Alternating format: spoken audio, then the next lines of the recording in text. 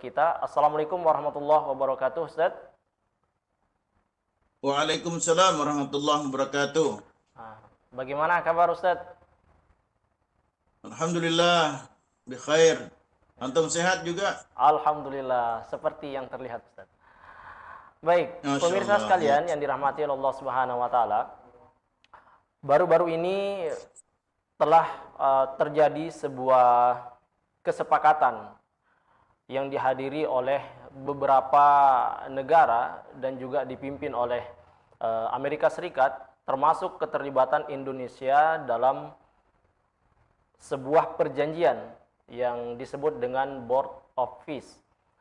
Banyak kalangan mengatakan bahwa solusi ini tidak mampu menyelesaikan konflik yang terjadi di Palestina. Karena Board of Peace sendiri bertujuan agar permasalahan antara Israel dan Palestina itu bisa terselesaikan. Namun apakah Board of Peace ini betul-betul bisa mengeluarkan Palestina dari ketertindasan dan juga keterjajahan yang dialami selama puluhan tahun? Atau bahkan bisa membebaskan rakyat Palestina dari penderitaan yang saat ini mereka hadapi? Atau mungkin sebaliknya, apakah Board of Peace ini justru bisa memberikan dampak yang lebih buruk bagi rakyat Palestina, khususnya masyarakat Gaza? Atau bahkan Board of Peace ini bisa membuat sia-sia perjuangan mujahid-mujahid Gaza yang telah dilakukan selama puluhan tahun? Insya Allah dalam waktu 1 jam ke depan kita akan membahas tema ini bersama Al-Ustadz Denny Hakim. Baik Ustadz, mungkin dari banyak berita yang kita baca ya, berkaitan dengan Board of Peace ini, banyak masyarakat yang mungkin belum paham Ustadz terkait dengan apa itu Board of Peace Ustadz atau BOP ya. Barangkali Ustadz bisa memberikan penjelasan kepada para pemirsa agar bisa lebih tergambarkan selama proses diskusi kita ini Ustadz. Tafadhal Ustadz. Ya, bismillahirrahmanirrahim. Assalamualaikum warahmatullahi wabarakatuh. Waalaikumsalam. Alhamdulillah, wassalatu wassalamu ala rasulillah wa ala alihi wa sahbihi wa man wala. Baik, para pemirsa yang dimuliakan Allah Subhanahu wa taala, alhamdulillah kembali kita dipertemukan Allah Subhanahu wa taala dalam suasana online ya. Baik, sekarang kita berbicara tentang Board of Peace ya. Board of Peace itu adalah sebuah manuver kalau menurut saya. Manuver politik global yang ini diprakarsai oleh Amerika Serikat. Ya. Board of Peace sendiri artinya adalah Dewan Perdamaian. Di mana Dewan ini dipromosikan sebagai jalan damai untuk konflik Gaza yang ini, untuk konflik Gaza yang diharapkan bisa menyelesaikan persoalan Gaza ini. Ya. Hanya saja ini diinisiasi oleh Amerika Serikat di bawah kepemimpinan Donald Trump ya sekarang ini ya. Nah, jadi pertanyaannya adalah apakah betul-betul kita akan mendapatkan perdamaian ya? Kalau dari bahasanya bagus ya. Board of Peace, Dewan Perdamaian ya, perdamaian ya. Cuman kalau kita lihat dari sejarah bahwa kadangkala istilah perdamaian itu tidak selalu menghadirkan keadilan. Ya, banyak justru penjajahan ini dibungkus dengan istilah perdamaian, dengan istilah rekonstruksi dan istilah stabilisasi untuk menguasai ya, daerah-daerah jajahannya. Inilah yang terjadi ya. Nah, kita lihat juga secara histori Amerika ini banyak melakukan tindakan-tindakan yang selama ini justru melakukan penjajahan terhadap dunia Muslim khususnya ya. Ya, kita lihat bagaimana peran Amerika terhadap Afghanistan ya, Irak ya. Ketika itu di Irak mengatasnamakan senjata pemusnah massal, tetapi ternyata setelah Irak itu serang habis-habisan, bahkan negerinya hancur, itu sampai sekarang tidak pernah ditemukan bukti-bukti yang menunjukkan adanya senjata pemusnah massal. Jadi kelihatan ada senjata pemusnah massal ingin diserang dan orang itu akan setuju ya dengan serangan itu, tapi ternyata itu cuma sekedar dalih untuk menguasai Irak, yang memang Irak itu secara kita lihat punya cadangan emas ya, cadangan minyak ya. Nah, saya khawatir juga board office ini digunakan untuk itu. Jadi seolah-olah memang kelihatan seperti perdamaian, tapi justru ini akan menjadi sebuah babak baru penjajahan di wilayah Gaza. Cuman yang disayangkan itu justru kita Indonesia ikut di dalamnya bersama beberapa negeri-negeri Muslim yang lain. Ini yang kita khawatirkan. Jangan sampai justru nanti Indonesia ini akan dianggap mendukung penjajahan, karena selama ini kan politik luar negeri kita itu tidak pernah memiliki hubungan ya dengan penjajah Israel, dengan penjajah Zionis ya. Nah, itu yang menurut saya terkait dengan board office ini. Ya, sebagaimana yang Ustadz Nah, kemudian Allah Subhanahu wa taala kalau kita lihat dalam surat An-Nisa ya ayat 141, Allah Subhanahu wa taala berfirman, A'udzubillahi minasyaitonir rajim, wa la ja'alallahu lil kafirina 'alal mu'minina sabila ya. Allah sekali-kali tidak akan pernah memberikan jalan bagi orang kafir untuk muslim, kaum mukmin ya. Nah, sementara justru board office ini dikendalikan oleh negeri-negeri penjajah, khususnya Amerika. Ya kita tahu lah semuanya bagaimana Amerika ini sebagai yang selalu mengintervensi ya negara-negara lain. Nah, itu yang terjadi. Nah, ada mungkin kalau saya lihat ada 5 catatan ya yang perlu kita kritisi ya terkait dengan board office ini. Yang pertama adalah board office itu merampas hak rakyat Gaza. Jadi pembentukan Dewan Eksekutif Gaza berarti urusan pemerintahan di wilayah ini tidak lagi di tangan rakyat Palestina, apalagi di tangan dunia Islam, di mana Gaza ini nanti akan dikelola oleh struktur asing. Nah ini, jadi ini tentu adalah sebuah upaya penjajahan model baru. Jadi hak Gaza itu akan dirampas, hak rakyat Gaza dirampas. Kemudian yang kedua yang perlu jadi catatan adalah BOP ini atau board office ini justru mendorong pelucutan senjata penduduk Gaza termasuk Hamas ya. Ya dengan dalih stabilisasi. Rakyat yang dijajah justru diminta menyerahkan alat perlawanannya. Sebaliknya, Zionis sang penjajah tetap memiliki senjata lengkap itu dan siap membunuh rakyat Palestina kapan saja. Ini kan tidak adil ini. Jadi mereka yang dijajah justru yang diserang, dirampas tanahnya, mereka diminta untuk melucuti alat-alat perlawanannya, senjatanya, tapi justru yang penjajah tidak dibiarkan begitu saja. Ya. Nah, ini akan terjadi, keamanan Gaza pun diserahkan kepada pihak asing. Artinya keamanan Muslim berada di tangan musuhnya sendiri. Ya.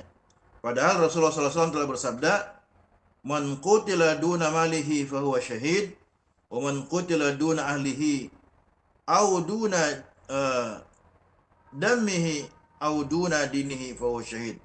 Siapa saja yang terbunuh karena membela hartanya maka ia syahid.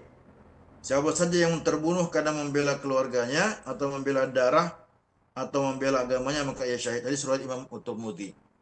Nah, jadi hadis ini menunjukkan bahwa legitimasi syar'i bahkan penghargaan tertinggi untuk setiap tindakan membela diri dan agresi dari agresi dan penjajahan. Nah, sementara justru senjata orang-orang Palestina yang melakukan perlawanan terhadap penjajahan itu justru dilucuti. Sementara anehnya yang penjajah itu dibiarkan. Yang ketiga yang menjadi catatan, BOP ini atau board office ini justru tidak melibatkan rakyat Palestina. Padahal mereka itulah yang menjadi korban dari genosida itu, ya. Justru yang penjajah itu dan penjagal Gaza, yakni Zionis, malah jadi anggota dewan ini. Katanya mau melakukan perdamaian di Gaza, tapi justru tidak ada orang-orang Palestina yang menjadi perwakilan. Justru yang menjajah itu ada di board office ini. Nah, kemudian yang keempat, board office ini tetap mempertahankan eksistensi Israel. Ya. Tidak ada tuntutan pembongkaran negara penjajah itu, tidak ada pengembalian tanah ya yang dirampas oleh orang-orang Zionis ya. Artinya akar masalah Palestina itu tidak disentuh sama sekali, yaitu apa? Penjajahan akar masalah Palestina itu. Yang kelima, terlibatnya para pemimpin Muslim dalam BOP itu merupakan, ya kalau menurut saya, pengkhianatan terhadap Palestina itu sendiri. Kenapa? Apalagi mereka berduduk bersama orang-orang Yahudi ya, yang menjajah dan menjagal Palestina. Nah, justru para pemimpin itu ikut dalam skema yang mengamankan penjajahan. Padahal Allah Subhanahu wa taala telah berfirman, "Ya ayyuhalladzina amanu la tattakhidu la tattakhidul yahuda wan nasara auliya." Wahai orang yang beriman, janganlah kalian menjadikan Yahudi dan Nasrani sebagai pemimpin-pemimpin kalian. Al-Maidah 51. Jadi, ini 5 catatan yang akan terjadi nah ketika terkait dengan persoalan board office ini. Itu menurut saya. Baik. Ya, Nah, ya, betul. ya, baik. Syukran Ustaz atas pembukaannya. Jadi memang sebagaimana yang Ustaz sampaikan tadi, apa yang dilakukan oleh Amerika Serikat dalam hal ini, dia sebagai negara yang menjadi pemimpin ya, atau yang menginisiasi dari board office itu sendiri. Namun yang perlu kita garis bawahi ya pemirsa sekalian, bahwa Amerika Serikat itu memiliki banyak sekali rekam sejarah yang dimana ketika dia memimpin sebuah komunitas ataupun sebuah persatuan dari negara-negara yang menginginkan perdamaian, maka negara-negara yang dituju itu memiliki masalah. Nah, kita sebut saja tadi Ustadz menyebutkan seperti Irak ya, Irak yang dibombardir, kemudian banyak masyarakat sipil itu dibunuh dengan alasan di situ terdapat senjata pemusnah massal. Namun ternyata tidak ditemukan senjata pemusnah massal tersebut. Dan Amerika melakukan itu dengan tujuan perdamaian, dengan alasan demokrasi. Dan juga masih banyak kasus negara-negara lain yang dimana Amerika juga menginisiasi dari gerakan tersebut. Tentu ini bisa menjadi pembelajaran bagi kita, khususnya umat Islam, agar bagaimana menyikapi board office ini itu tidak hanya melihat dari kata peace-nya saja atau dari kata damainya saja. Baik Ustadz, mungkin kita lihat dari sisi Indonesianya Ustadz, karena dikatakan bahwa Indonesia juga terlibat Ustadz. Ya, nah ini tentu akan menimbulkan pro dan kontra, ya, menimbulkan perpecahan di tengah masyarakat. Apakah yang dilakukan oleh Presiden Prabowo itu adalah langkah yang tepat atau justru sebaliknya, Ustadz? Nah, mungkin Ustadz bisa memberikan dalam sudut pandang Islam, bagaimana hukumnya ketika kita sebagai sebuah negara atau sebagai orang Islam ikut mendukung kebijakan ini, yang dimana kebijakan ini akan sangat berpengaruh terhadap masa depan dari penduduk Gaza atau dalam hal ini Palestina, Ustaz. Tafadhol. Ya, baik. Kita lihat bukan cuma Indonesia yang menjadi bagian daripada board office ini, tapi juga ada beberapa negeri Muslim yang lainnya. Kalau kita lihat apa yang kita berita yang berkembang itu kan dari pihak MUI ya, kalau tidak salah itu ada Khalil Kiai siapa ini, yang beliau mengatakan bahwa sebaiknya Indonesia keluar saja dari BOP itu, dari board office itu, karena tidak ada keuntungan terhadap Palestina. Ya. Nah, ada benarnya karena kita itu kan Indonesia punya prinsip di dalam undang-undang juga jelas ya, penjajahan di atas dunia harus dihapuskan. Nah, sementara kita tahu bahwa siapa yang melakukan penjajahan, ya, Amerika itu kan negara penjajah, kemudian Israel juga negara penjajah. Kenapa kita justru mau bersama dengan negara penjajah, sementara politik kita itu kan ingin menghapuskan penjajahan, ya, itu politik luar negeri kita seperti itu, dan itu sesuai dengan undang-undang kita. Jadi seolah-olah ini kita berduduk di situ untuk menyelesaikan krisis itu dengan berbagai syarat-syarat. Ini seolah-olah ya kita tidak apa ya, terkesan melakukan semacam apa, pengkhianatan ya terhadap konsep kita sendiri ya yang menentang adanya penjajahan. Nah, di dalam Islam tentu jelas ya, dalam Islam ya. Jadi penjajahan itu dimanapun terjadi, baik di Palestina atau di tempat yang lain, itu tidak akan pernah berakhir di meja perundingan yang timpang. Artinya yang timpang itu yang berat sebelah justru akan melanggengkan penjajahan itu. Ya. Palestina yang lama terjajah sama sekali tidak akan dibebaskan oleh dewan-dewan internasional yang dibuat oleh kafir-kafir penjajah ya. Saya kira seperti itu. Nah, solusi untuk membebaskan Palestina, Gaza dan Palestina itu bukan dengan negosiasi. Tapi kalau dalam keyakinan saya itu bahwa solusi satu-satunya adalah dengan mengusir Zionis itu sendiri, karena mereka itulah yang telah melakukan penjajahan, yang melakukan aneksasi terhadap wilayah Palestina. Ya, bagaimana cara mengusirnya? Ya tentu dengan upaya jihad, ya, melakukan jihad yang Allah Subhanahu wa taala perintahkan dalam surat Al-Baqarah ayat 191, waqtuluhum haitsu thaqiftumuhum wa akhrijuhum min akhrijuhum min haitsu akhrajukum. Jadi perangilah kaum kafir itu di mana saja kalian temui mereka, dan usirlah mereka dari tempat mana saja mereka telah mengusir kalian. Itu yang harus dilakukan berdasarkan firman Allah dalam surat Al-Baqarah 191 ini. Ya. Nah, di ujung ayat ini Allah menegaskan, fa in qataluukum faqtuluhum kadzalika jazaa'ul kafirin. Jika mereka memerangi kalian, maka perangilah mereka juga. Demikianlah balasan setimpal bagi kaum kafir. Jadi yang perlu dilakukan adalah mengusir penjajah, bukan duduk bersama dengan penjajah. Ya, nah cukup. Bagaimana caranya? Tentu dengan mengerahkan ratusan ribu tentara-tentara Muslim yang ada kan di negeri Muslim itu, ya, untuk berjihad dan mengusir penjajah yang ada di wilayah Palestina itu. Nah, saat ini sayangnya memang ya kita tidak punya keberanian untuk melakukan hal itu, ya.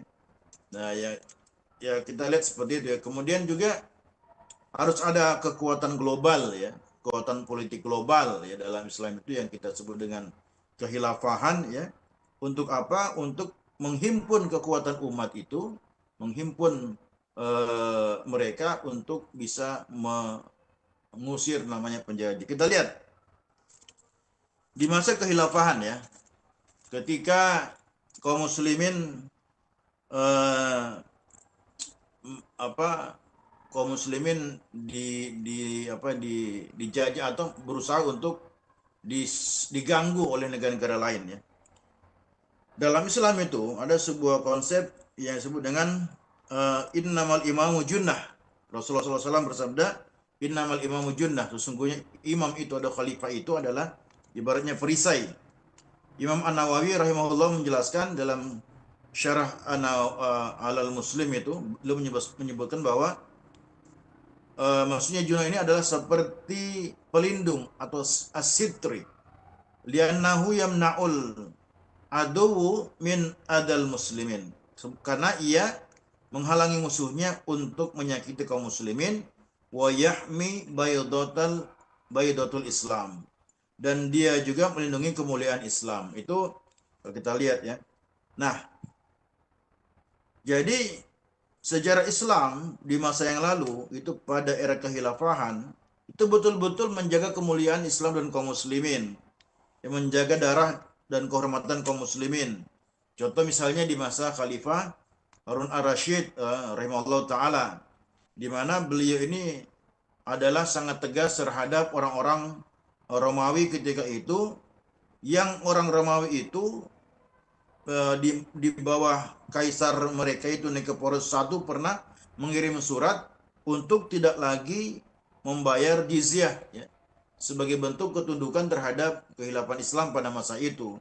Akhirnya Harun ar-Rasyid mengatakan, ya, kamu nanti akan aku telah membaca suratmu. Jawabannya adalah apa yang engkau lihat bukan apa yang kau dengar. Maksudnya itu nanti aku akan menyerahkan pasukan untuk menyerang kalian, dan ternyata diserang, dan alhamdulillah itu kemudian Romawi bisa dikalahkan dan kembali ke bawah kekuasaan Islam pada masa itu. Nah, demikian juga pada masa Khalifah Al-Mu'tasim Billah misalnya, ya. Pada masa beliau ada seorang wanita muslimah yang ditawan dan dilecehkan oleh tentara Romawi di Amuriyah, yaitu wilayah bagian tengah wilayah Turki. Nah, pada saat itu wanita ini dilecehkan dan beliau meminta bantuan kepada khalifah. Nah, khalifah mendengar ini, langsung khalifah itu mengerahkan pasukan. Yang pasukannya itu kepalanya dalam sejarah itu sudah ada di Amuriyah, ekornya masih ada di Baghdad, ibu kota khilafah ketika itu. Ya, untuk apa? Hanya sekedar membela satu orang wanita muslimah yang dilecehkan. Nah, sekarang siapa pemimpin global umat Islam yang bisa membela semua kaum muslimin? Jadi udah semua sekarang di Palestina lah. Kan yang tertindas umat Islam bukan cuma di Palestina, masih banyak tempat-tempat yang lain. Ya. Siapa yang bisa membela? Ya, satu saya tidak bisa. Nah, jadi memang pada masa lalu khilafah ini ya, adalah kekuatan global yang sangat ampuh, ya, untuk melakukan upaya perlindungan terhadap kaum muslimin. Itulah.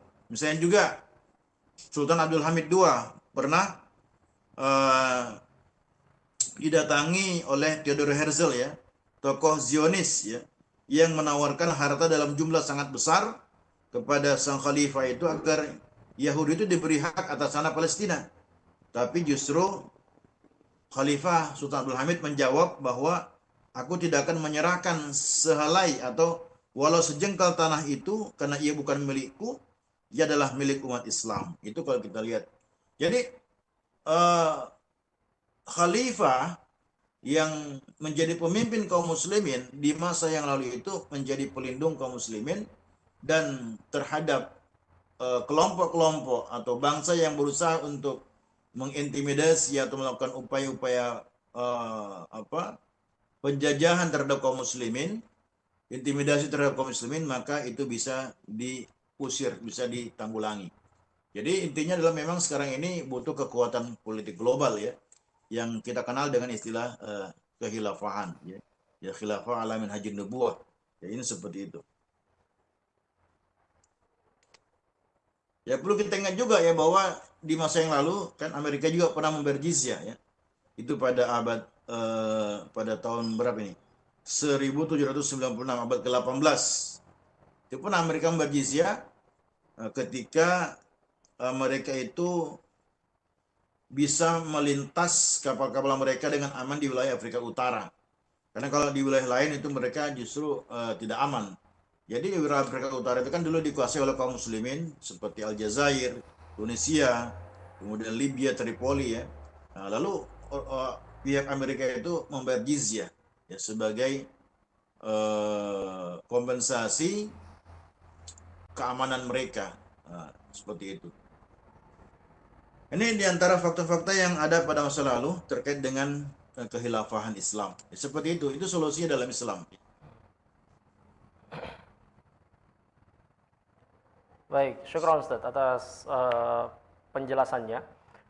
Jadi pemirsa sekalian yang dirahmati Allah Subhanahu wa taala, jadi sebelum kita melangkah ke pertanyaan selanjutnya, jadi kami mengingatkan untuk men-like, share dan juga subscribe agar channel dakwah Sulsel itu semakin berkembang ke depannya Dan juga apabila ada di antara pemirsa sekalian yang memiliki pertanyaan seputar diskusi kita pada sore hari ini, itu bisa langsung ditanyakan di chat komentar.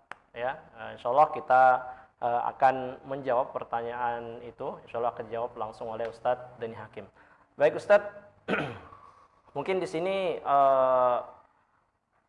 sebelum kita bertanya ya berkaitan dengan aspek sejarah tadi yang sudah dijelaskan panjang lebar oleh Ustadz, dan juga sangat menarik tadi apa yang disampaikan oleh Ustadz berkaitan dengan bagaimana rekam jejak dari sistem kekhilafahan dalam menyelesaikan konflik-konflik yang terjadi di beberapa wilayah ya.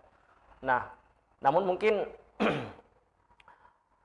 sebenarnya siapa yang paling diuntungkan Ustadz ya, yang paling diuntungkan ketika Board of Peace ini itu disahkan, dan apa dampaknya bagi kaum muslimin secara keseluruhan Ustadz ketika Board of Peace ini itu telah disepakati, dan apa dampaknya ke depannya, dan kalau umat Islam itu diam ya, apakah ini akan berimplikasi pada eksistensi dari Israel itu sendiri ya. Bisa jadi mungkin Israel itu akan semakin mendominasi bukan hanya tanah Palestina ya, bisa jadi mungkin ke seluruh negeri-negeri kaum muslimin ya. Bagaimana pandangan Ustadz sendiri? Silakan Ustadz.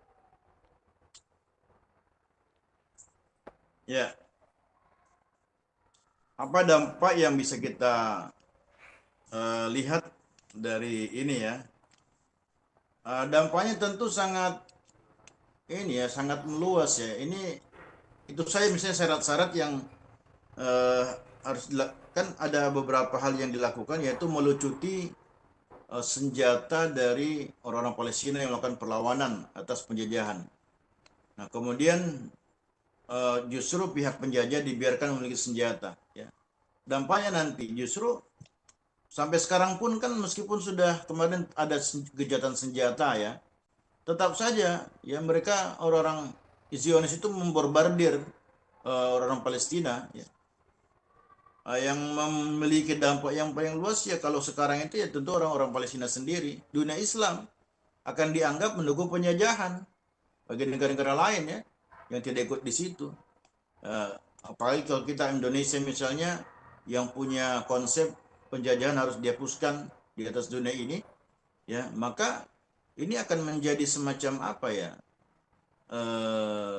kita dianggap tidak konsisten kira-kira begitu ya. Nah, yang diuntungkan ya tentu penjajah ini kan,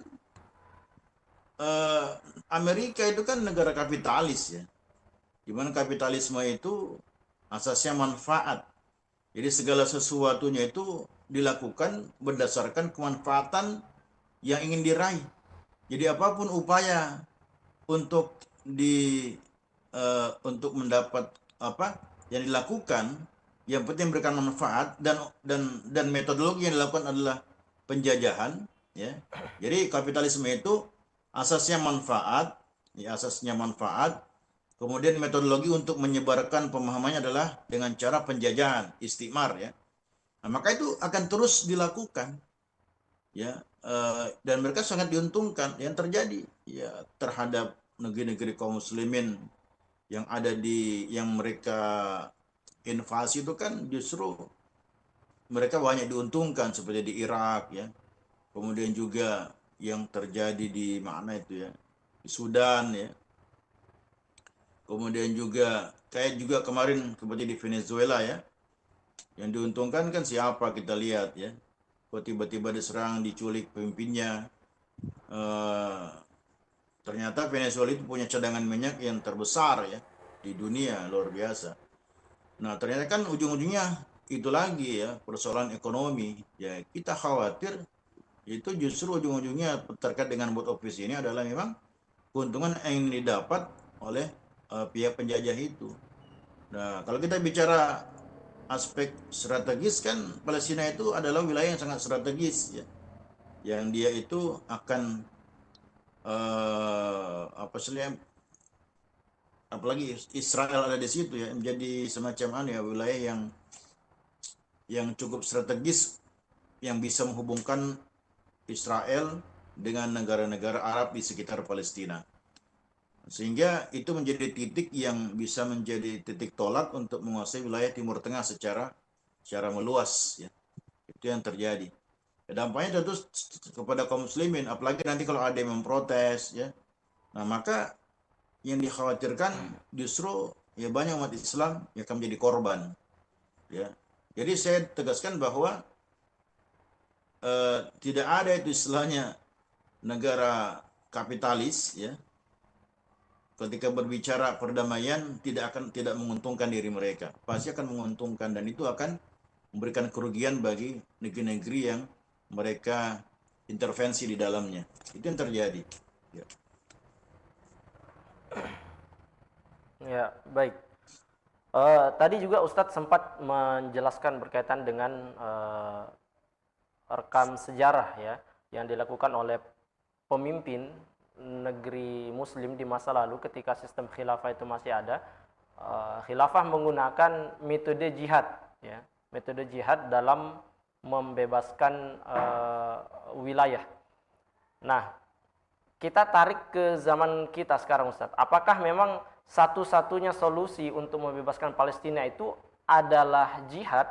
Dan kalau memang jihad itu satu-satunya solusi, siapa yang layak untuk memimpin pasukan itu, Ustadz? Mengingat kaum muslimin saat ini itu sangat besar jumlahnya. Tafadhol, Ustadz. Iya, baik. Ya, ketika Allah Subhanahu wa taala menurunkan firman-Nya, ya, terkait dengan jihad, yaitu kan berlaku sebenarnya sepanjang masa, ya. Jadi ayat-ayat Al-Qur'an itu kan dia tidak hanya berlaku di masa Nabi saja, ya, tapi juga berlaku secara di setiap masa, karena memang dia sebagai rahmatan lil alamin. Nah, jihad di masa yang lalu itu, ya, jihad itu kan dilakukan ketika memang kaum muslimin itu upaya terakhir, ya, yang dilakukan untuk membebaskan kaum muslimin yang ada nama jihad. Ada jihad ofensif, ada jihad defensif, ya. Jihad ofensif itu ketika kaum muslimin ingin memasuki sebuah wilayah dalam kehilapan dulu itu, yang menaklukkan sebuah wilayah. Kalau jihad defensif itu ketika mereka diserang. Nah, dan jihad itu juga kan punya syarat-syaratnya. Misalnya tidak boleh menebang pohon-pohon, tidak boleh menghancurkan kuil-kuil, gereja-gereja, bangunan-bangunan tempat ibadah, tidak boleh membunuh wanita, anak-anak, ya.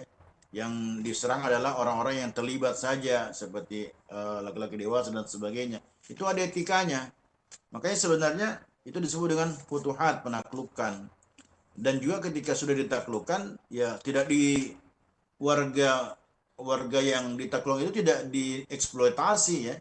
Justru kalau kita lihat bagaimana yang dilakukan oleh Khalid bin Walid radhiyallahu anhu ketika sudah menaklukkan Irak ketika dulu itu, justru beliau melarang, ya, melarang kaum muslimin yang mengganggu penduduk Irak, bahkan memberikan hak-hak mereka, memberikan keamanan, memberikan keadilan. Sehingga tidak heran kalau kemudian orang-orang Irak yang dulunya mayoritas non-muslim itu berbondong-bondong masuk Islam. Kenapa? Karena keadilan yang diberikan oleh kehilapan Islam terhadap mereka. Dan dulu juga kan banyak itu warga-warga non-muslim di masa yang lalu, mereka berharap negeri mereka ditaklukkan oleh pasukan Islam, karena mereka sudah mendengarkan bagaimana keadilan yang diberikan oleh pasukan Islam terhadap setiap negeri yang ditaklukkan. Nah, itu pada masa yang lalu, ya. Lalu bagaimana sekarang? Apakah memungkinkan? Ya, ya mungkin kalau ada kemauan, gitu kan. Kan tergantung kemauan, ya. Sama dengan kita misalnya sholat, ya, sholat kan tergantung kemauan. Kalau kita mau sholat, ya sholat, ya, kalau tidak mau, ya tidak mau, kan tidak terjadi sholat namanya. Ya, artinya jihad itu kalau kita ingin membebaskan negeri muslim, ya dengan jihad, ya kalau ada kemauan insya Allah bisa.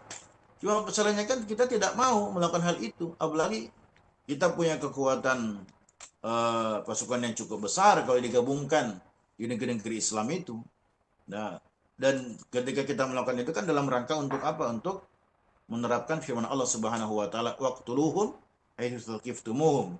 Bunuhlah mereka Ya, di mana orang kafir itu di mana saja kalian temui, wakhrijuhum min haitsu akhrajukum, dan usirlah mereka dari tempat mana saja mereka itu mengusir kalian. Jadi ini metode yang memang eh, baku ya, di dalam dalam syariat Islam ya, bahwa metode jihad ini harus dilakukan. Itu untuk mengusir penjajahan. Ya, kalau lewat perundingan, ya pertanyaannya apakah ada perundingan selama ini kan, dari berbagai macam perundingan yang dilakukan, ya apa hasil yang kita bisa kita lihat ya. Kecuali itu justru lebih menguntungkan ya, para penjajah itu sendiri. Nah, begitu. Saya kira seperti itu. Baik Ustadz, syukron atas jawabannya. Mungkin ini pertanyaan terakhir Ustadz, dan bisa langsung dilanjutkan dengan closing statement. Melihat kondisi umat Islam yang saat ini berada di Gaza,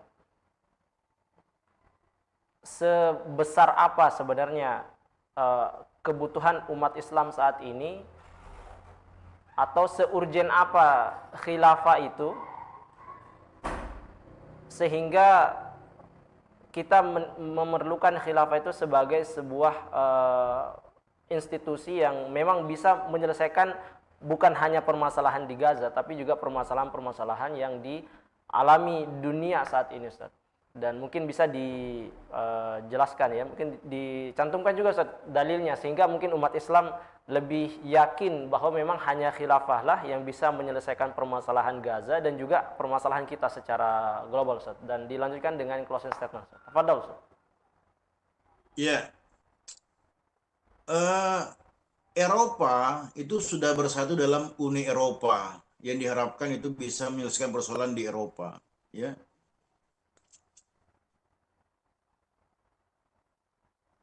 Ya,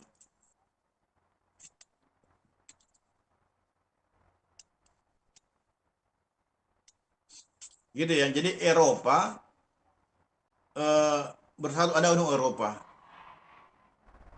Kenapa justru kaum muslimin tidak ada upaya untuk bersatu dalam sebuah kekuatan global yang disebut dengan khilafah?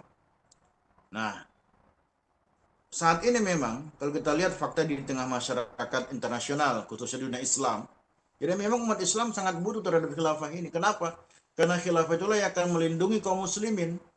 Sebagaimana Rasulullah SAW bersabda, innamal imamu junnah yuqatalu min waraihi wa yuttaqa bihi.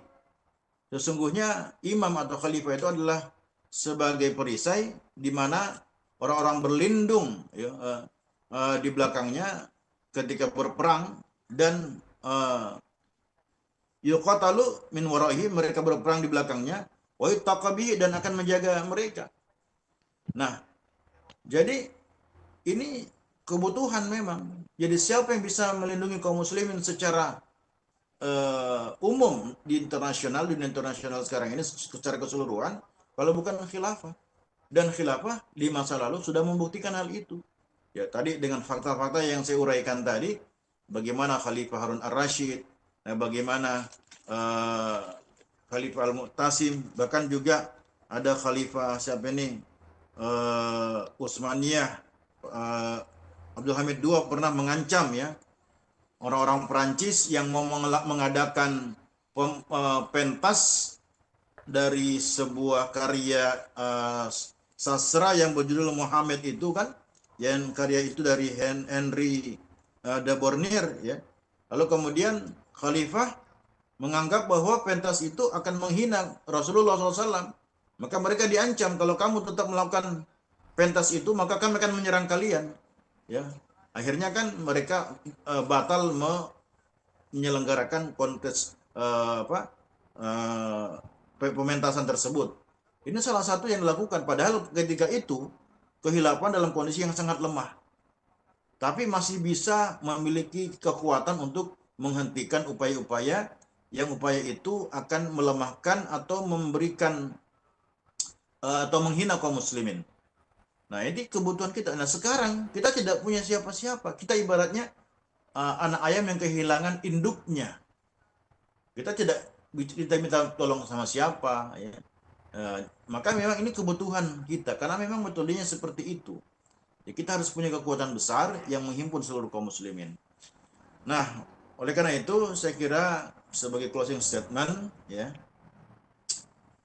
eh, kita sebagai umat Islam khususnya para mubalik ya, dalam melihat setiap fenomena yang ada di depan mata kita ini, hendaknya kemudian kita ini selalu melihatnya berdasarkan kacamata Islam, bukan semata-mata manfaat, ya, bukan semata-mata hal yang sekilas nampak bagus, tapi justru memberikan mudarat bagi kehidupan kita. Nah, ini tugas kita, saya sebagai mubalik dan semua mubalik-mubalik yang lain, saya mengajak ya kita, yuk ya kita ini ketika melihat persoalan-persoalan umat ini, ya kita kembalikan kepada Islam, kita kembalikan bagaimana Islam berikan solusi, ya, nah, sehingga insya Allah Allah pun akan memberikan jalan keluar yang terbaik kepada kita. Wa may yattaqillaha yaj'al lahu makhraja wa yarzuquhu min haitsu la yahtasib. Barang siapa yang bertakwa kepada Allah, maka Allah akan memberikan jalan keluar dan rezeki yang tidak disangka-sangka. Yakinlah bahwa persoalan Palestina ini, kalau kita betul-betul berada di jalan takwa, artinya kita kita selesaikan dengan cara Islam, maka pasti ada jalan keluarnya. Allah akan berikan jalan keluar. Dan jalan keluar itu ya dalam Islam dikenal dengan adanya kekuatan global yang kita sebut dengan kehilafahan. Saya kira itu. Syukran, jazakallahu khairan. Baik, syukran jazakallah khair Ustadz atas pemaparannya. Baik, pemirsa dakwah Sulsel Channel yang dirahmati Allah Subhanahu wa taala, itulah diskusi singkat kita bersama Ustadz Denny Hakim selaku Mubalik Kota Makassar. Semoga apa yang kita diskusikan pada sore hari ini itu memberikan pencerahan bagi kita semua dan memberikan kesadaran bahwa sesungguhnya perdamaian yang diusung oleh negara-negara barat itu merupakan sebuah ilusi yang tidak mampu menyelesaikan permasalahan yang dialami oleh saudara-saudara kita yang ada di Gaza. Sesungguhnya Board of Peace itu merupakan wajah baru dari penjajahan lama. Dan sesungguhnya Board of Peace juga merupakan sebuah upaya dari negara-negara barat untuk bagaimana bisa memperkuat cengkramannya di negeri-negeri kaum muslimin. Maka sikap kita hari ini itu tentunya menentukan masa depan dari saudara-saudara kita yang ada di Palestina.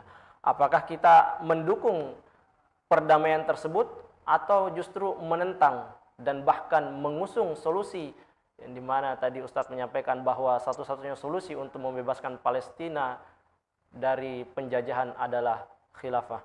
Semoga kita semua diberikan kemudahan oleh Allah Subhanahu wa taala untuk bisa mengambil bagian dalam memperjuangkan agama ini.